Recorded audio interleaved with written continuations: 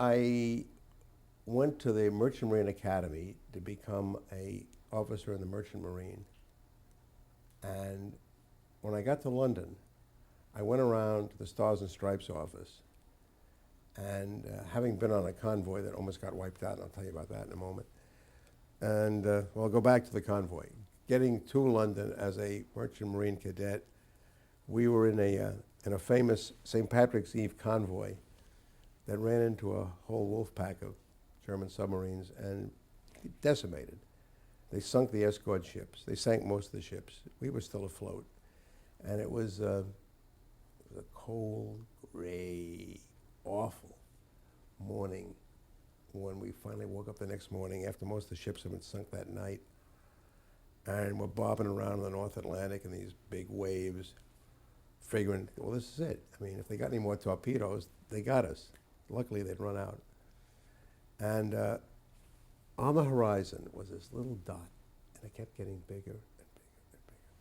And it was an RAF plane coming out of Castle Archdale, Ireland, to escort us in. And as it got closer and closer to the ship, to show you how much I was influenced by the movies as a kid growing up, I kept wondering where the music was. I kept saying, this is, usually you score this. You know, here come, the RAF is coming to rescue us, and there's no music. And I had this wonderful ability to get outside myself. I was not there. I was watching it all on a big screen. And I found out a lot of my life I did that. I stood outside and watched myself performing, or getting on an airplane and going to John the 23rd's coronation or Queen Elizabeth's coronation, or going around the world with Eisenhower. But I was always watching myself in a trench coat getting aboard the plane, which is a little bit phony, but it's true. Now I leave, while I'm there, I get hired by the Warshipping Administration, which needed, they were getting no coverage of the war. Everybody was covering the Army, the Navy, the Marines, the Air Force. Nobody covered the Merchant Marine. So they hired their own guys. And there were 3 of us in London. There was me, a reporter named Bill Donahue, and a photographer whose name I'll tell you in a moment. And this guy's first name was Joe. And Joe was always complaining that D-Day was never going to happen, and we were just hanging around, and we're never going to get to land in France. And we got to call him Chicken Joe because we said, he's really afraid to go in the landing. I mean, this guy chickened out, and he went home, and we didn't hear him again. And then one day, Bill Donahue knocked on my flat door, and I opened the door, and he said, remember Chicken Joe? I said, yeah, whatever happened to him? He said, here's what happened to him. And he opened page 1 of the New York Times. Joe was Joe Rosenthal, who took the famous Iwo Jima flag raising picture. We always thought he chickened out, didn't want to go into Normandy. Terrific guy. I remember running into Joe many years ago in the press club in San Francisco with a guy named Bill Hipple, who was the Newsweek correspondent in the Pacific. And I introduced him, and I said, Joe, you know Bill Hipple? And he said, do I know Bill Hipple? He said, I'm sitting on a log on a beach at Iwo Jima. And Bill Hipple said to me, hey, Joe, why don't you get off your ass and climb up that hill and take a picture of those Marines raising the flag, and you ask me, do I know Bill Hipple? There were times, my life has been like, I couldn't have written it any better. Everything just happened and fell in, and came back from the war. Who are you reporting to during the war? When we were working for the Warshipping Administration, we were placing our stories with the AP, the UP.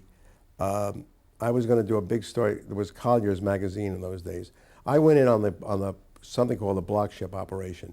We sailed into the beaches at Normandy on hulks that we sank to form the breakwater.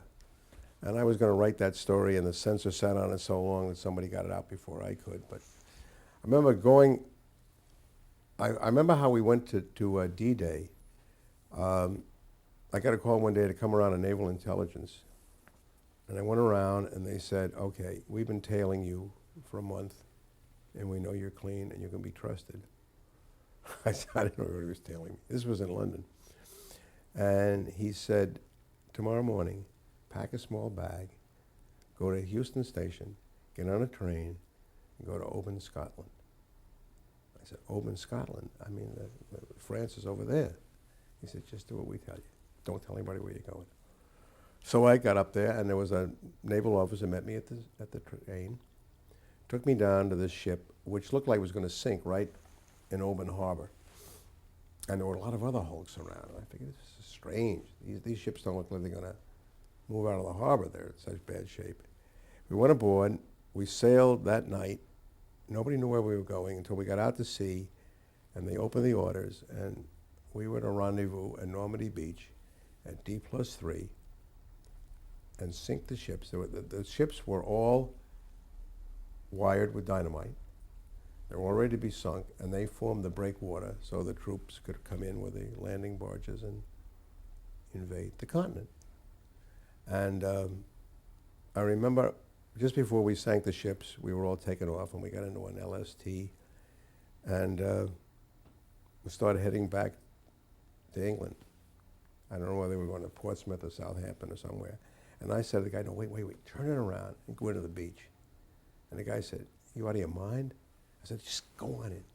And we got to the beach, and I got out of the thing, and I put my toe on the sand, and I jumped back in the boat, and I said, go. I just wanted to say that I was on the beach in Normandy.